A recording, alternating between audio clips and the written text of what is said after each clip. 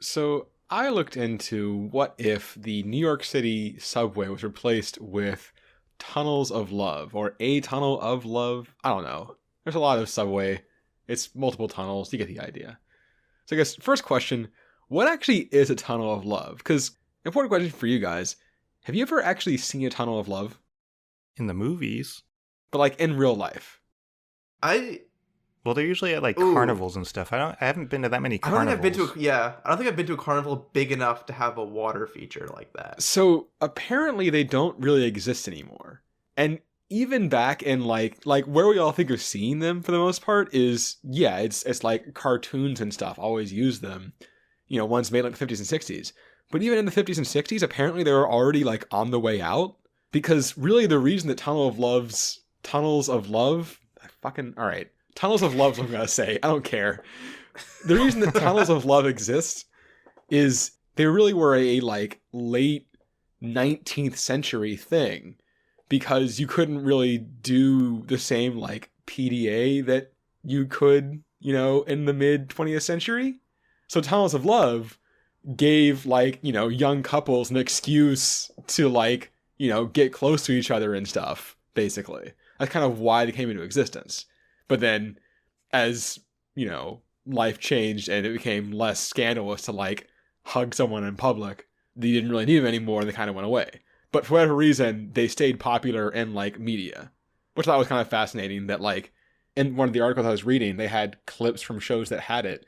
And, like, there was an episode of Hey Arnold, which is from 1996. I was just thinking Hey Arnold. Yeah, right. So there's that one, and then there's a Simpsons episode from, like, the 2000s where they're on a tunnel of love. Which is, like, there are almost no tunnels of love at this point left in the U.S. But it's just, for whatever reason, has persisted in media. But disregarding that, there are still some, so we can still, you know, still make our subway into a tunnel of love. So the subway we picked, the New York City subway, we picked a tough one. By number of stations, it's the largest rapid transit system in the world with 472 stations. Jeez, that's more than I expected. Yeah. And I live there. Right, yeah. It's the busiest rapid transit system in the Western Hemisphere, and 7th busiest subway system in the world. The numbers I saw were from 2016. There were 1.757 billion rides in 2016, averaging, it was like 5.7 million every day on weekdays, and then it combined to like 5.9 total over the weekends or something. So very, very busy subway we have to replace with small boats. So how fast do these small boats go? Because these don't really exist anymore, I couldn't actually find a good like reference for how fast the boats go. I found some like YouTube videos of people taking video of tunnels of love as they went through them. I tried to like figure it out from that. And they look like they go pretty slow. Yeah, I couldn't figure it out from that. So I found the next best thing, which was the closest parallel we have really right now are It's a Small World and Pirates of the Caribbean. So It's a Small World is about 2 miles per hour. Pirates of the Caribbean is about 3, so we're going to say about 2.5. Also, while looking those up, I found 2 very upsetting facts for myself. First, did you know that apparently Johnny Depp was nominated for Best Actor at the Oscars for Pirates of the Caribbean in 2004? Maybe. Was the first one good? Yeah, I think the first one was actually recognized by people as being good. The first one was like, it was a good, but like when I think of like, man, what are some great acting performances of like the decade? I don't think Johnny Depp in Pirates of the Caribbean. It's because it was a really over the top right? performance. Like, it was like different. Like that doesn't feel, I don't know. I feel like Johnny Depp like invented that whole genre of drunk pirate. Kind of, but I don't know. It still felt very strange to me that he was nominated for an Oscar. I don't know. I feel like his role is a lot more interesting because it was the first one in that kind of pirate attitude. I think it's a lot weirder that Robert Downey Jr. was nominated for Tropic Thunder. Wait, did it actually happen? Guys, we got a podcast to do. Let's do this. Hold on, but back up a second. Did that actually happen? Hold on. Because I don't know if that's a joke or not. I can't remember. He was nominated for an Oscar. It was the same year as Heath Ledger. How? I'm going to look this up later because I refuse to admit to believe this. But anyway, I'm saying fact number 2. How long would you guys say the ride It's a Small World lasts? It's a pretty long song. Well, the song only has 2 verses with a chorus between each of them. I've never been on it. I've been on it before, but it was a long time ago.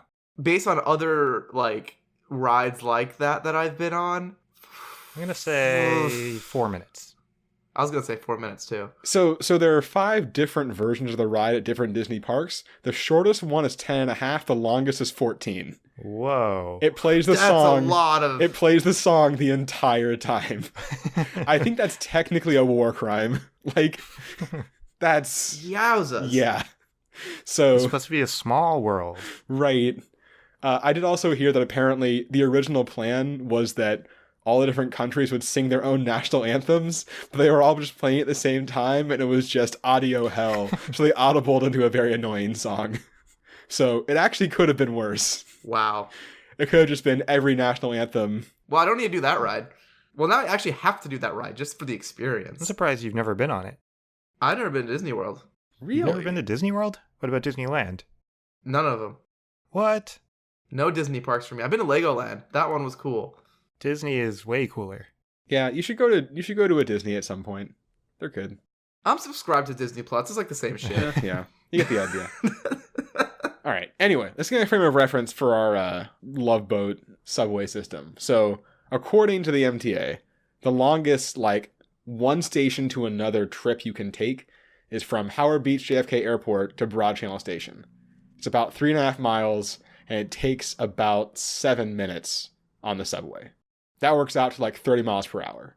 So if we look back at our estimated Tunnel of Love boat speed, that's 2.5 miles per hour to go 3.5 miles, which works out to 84 minutes.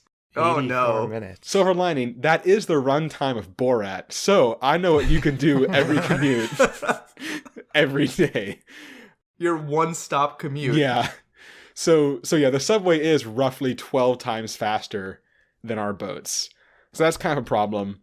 Additionally, we also have a pretty obvious capacity issue. The capacity of subway cars, the subway cars vary, but the R160 like car that the MTA uses, that's like the newest one they have, holds around 280 people. A Tunnel of Love boat obviously only holds 2. So we're going to need a lot more boats than we have subway cars. Right now, there are 6,418 subway cars in use by the MTA, which would mean that to keep the same availability, we would need 898,520 boats. I mean, they basically just be, all the boats would just be in a row. Yeah. It'd just be like are they swans? Or are they...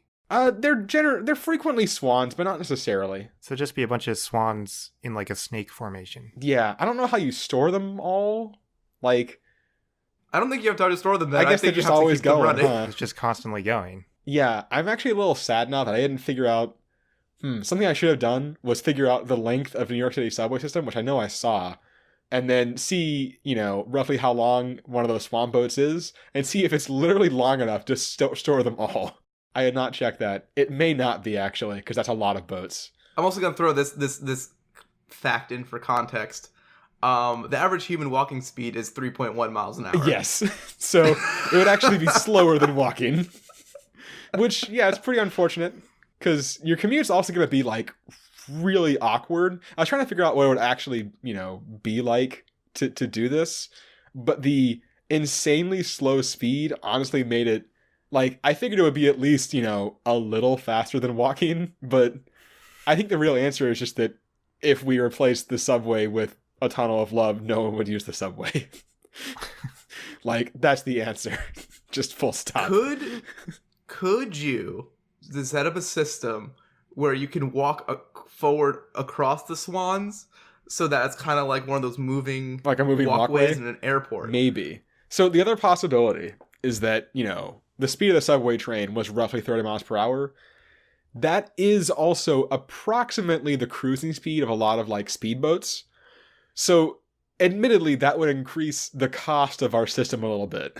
But if you really were all in on this boat subway plan and the whole swan part wasn't super important to you, you could roughly make it work. And I think pontoon boats were a little bit slower, but you at least get more people in then, so you could kind of fudge it. It could work. You can go on the Tunnel of Love where you just have to kiss one person on your commute.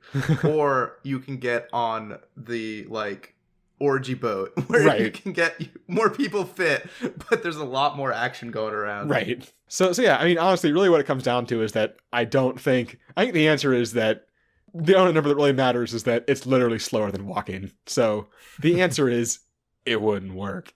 But if you did try to do it, it would be slow as hell. You could watch Borat, and whoever you were watching Borat next to would, oh my god, hate you for watching Borat next to them for 84 minutes on the subway. Yeah, not a romantic movie. Not particularly. There are probably plenty of romantic comedies that are also that length, but you chose Borat. Yeah, that was just the first one I found. I literally Googled movies that are 84 minutes long, and that's the first one that came up. It's a very good one. Yeah. You could speed up the water, maybe. That could be a solution. I thought you were going to say you could speed up other movies. You can watch any movie. If you have a longer movie, just watch it at 1.05 speed. Yeah. That was a clip from Absurd Hypotheticals, the podcast where we answer dumb hypothetical questions. For the full episode, click on the link in the description.